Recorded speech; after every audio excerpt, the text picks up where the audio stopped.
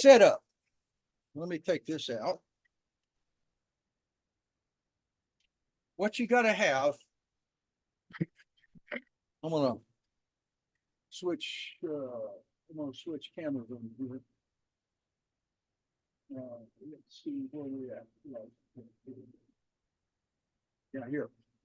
What you got? Okay, here's, of course, here's your lathe. Here's the lathe. Everything here. There. All right. But up here, I've got a light. What I did, it's a floodlight. And in order to, you got to have a concentrated beam to come down.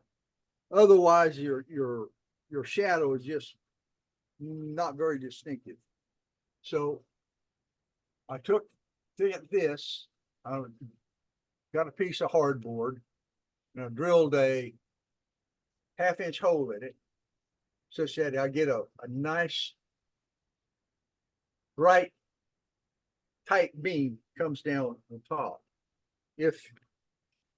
And the thing is, the higher that you put this up in the ceiling, if you got a real high ceiling, if you can get it higher and have a real bright light with this real concentrated beam, the shadow will actually get closer to the dimensions of what you're trying to turn.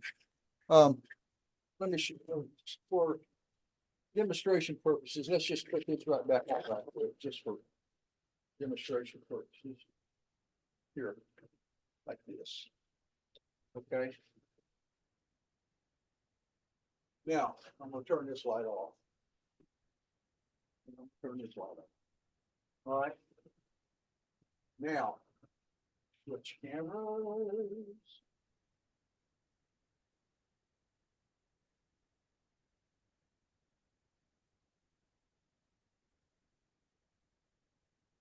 There we go. See, when your light's real close, see how wide the shadow is? And as you go up higher, higher, higher, Right. higher, higher, it gets narrower and narrower and narrower. And eventually, if you can get it high enough with a nice beam coming down, your shadow will be the same size as what you're trying to duplicate. Okay. Another thing that you got to have from the turn on light is something put your paper on, and you got to have it such that it'll fit over your banjo, so that you can get your tail tool rest to it. What I've done is I built this out of plywood that I was able to confiscate, didn't have to buy. Just a platform like this. And it's got space, it's got blocks here that are exactly the same width as the gap in your waves. And it's got, let me show you. Here. I've drawn a line that's exactly the center line of the waves. I mean, this line is just in the middle of the gap on the waves here. Okay. And what you got to do is you got to line up your lathe and you got to get your light directly overhead. And the way you do that, the way I do it, is I use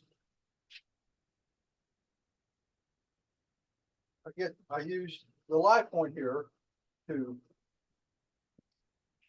line up on that line. And then I use this one to line up on the line. That way you know you're exactly overhead, right overhead. Because if you get off to the side or something, it makes everything kind of out of cue, makes everything all out of kilter. So, and the thing about this is, the closer you get this to what you're turning, the shadow also becomes more closer to the dimensions of what you're turning. Okay. The further down this goes, the wider the shadow will get. So the secret really is have a real high light and try to get this as close to what you're turning as you can. So that's the basics right there. It's pretty much straightforward. It's easy breezy Japanesey to do. It's for duplicating, you know. So I found it, like I said, I've done the eggs before, and that's the way I like to do eggs. So, all right. Any other questions? Floor is open, folks. One at a time. Looks good, Dewey. Can you Not show a the question, but it's a brilliant idea. I love it. Well, it's not my idea, but it's something I adopted from another guy. And unfortunately, I can't remember his name. So part of the key to this, you make sure I've got this right. So part of the key to this, Dewey, is having that spotlight with a pinhole or a very small hole for it. What you want to do, well, let me show you. If you want a very tight beam, okay, I used a 1/2 inch in a floodlight. Okay, I've made a 1/2 inch hole in the board, hardboard. And let me go back to another. Right And here. and you covered like the shade, the light shade for that. Is that what you did? Yeah, I got it. If you can see it here, see how that hole is, and I got it taped around this around the light, the floodlight. See. I can make Yeah. Oh, I see. Okay, cool. Just a second. Let me turn this off if you use it or see. Turn this light on. Okay. Oh, okay. There, see, and there's the hole right there. And so, Okay. but like I said, the higher you get this light, the higher you get it, the more that the shadow will come to conform to what you're actually trying to duplicate, so far as the shape and the dimensions are concerned. Okay. Was that a screen in front of the light, the 1.5 inch? That right there, no, that's just a pattern in the glass The covering glass. Okay, gotcha. covering the Yeah, you buy those spotlights for recessed lights, you know. Yeah. And they have that. They're sort of diffusers, but I don't know if you know what this is, Dewey. But do you know what the lumens are on that light, or how strong it is? Yeah, I can tell you right quick. Let's see. Let me get my flashlight out here. Thanks, Dewey. I appreciate it. It is. Well, if I can get my flashlight to work. Just check it out. Look. You have that light hanging from a pulley system? What it is,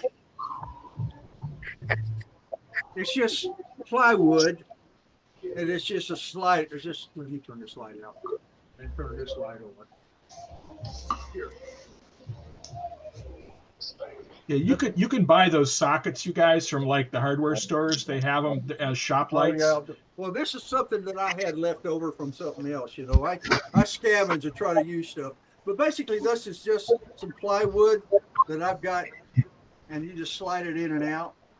I took a router and made the slot to fit a 1/4 inch lag screw, and then I mounted this thing in it and hooked it up for electricity. You know, that's basically all it is. It's this, and you go around behind, let you look at it. Here you go. It's kind of hard. There you go. See, like this. And like That's I how said, you it's raise it, lower it? well, I don't raise it in low. It's fixed height. Okay. It's not. I'm not going to raise it. It's fixed height because I've only got 7-foot ceilings here, so I can't go any So higher. it's mounted on his ceiling, Brenda. Yeah, I've got it exactly screwed into the ceiling. I've got this OSB ceiling, and I've got it screwed directly into the ceiling, into a, such that it's permanently mounted, so it's not going anywhere. So, but that's it. And to answer your question, lumens on this light is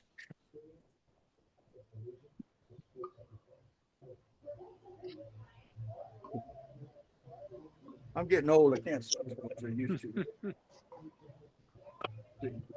I'm sorry. I'm sure it's bright. I didn't mean to, Well, if it no, was that's easy. okay. We're already on the road. Let's go ahead and finish the journey here. If it's a standard incandescent, it may not give you lumens. Yeah. Right, right. It's an it's Probably an 100, LED. maybe. It's an Oh, is it LED. LED? Oh, cool. Yeah. All right. Oh, okay. Yeah, it's a floodlight that you use outside. It's an exterior floodlight, so it's, and it's probably rated for Probably filaments. 25,000. Yeah, it's probably rated like 100 watt for the filament. Now, is that light directly above the ways, like centered to the Yes. ways? Okay. Yes, it is. Yeah, you Okay. have to have it that way. You got to have it directly overhead to make it come out right. Otherwise it won't work. It won't work. Okay, how were you adjusting your focal length for focus with that, Dewey? I don't. I can't. It's fixed focally. Okay. Yeah, I thought he raised it to make it focus a little better. Yeah, you were saying up a little or down a little or what, and I was, Well, what I'm saying is, if this is higher, if you want to make one of these, and if you get the light up high, then your shadow gets closer to the actual dimensions of what you're trying to turn. Okay. And All a right. second, let me change. Here, see, and turn this light out. See, so the higher you go, the shadow is going to get narrower and narrower, and eventually, if you get high enough and you got a bright enough light, it's going to be the same dimension as what you're trying to turn. See here, on this one, it's actually, the shadow is actually a little bit wider than this. Okay. If I was to get that light up higher, that shadow would shrink and become very, very close. It would actually mirror this thing. Okay. So that's oh, I see what you're saying now. yeah. That really doesn't really make a whole lot of difference. As long as you get a clear shadow line that you can trace and you cut Yeah. to that shadow line, it's going to be the right size. Right. Yeah, Right. Yeah. Right. exactly. peasy. And Yeah, that's the goal of getting it as high as you can, is because it tightens up the shadow line. Yeah. Right. Or you can raise this up. See, if you raise this up, the shadow gets narrower, but then you got problems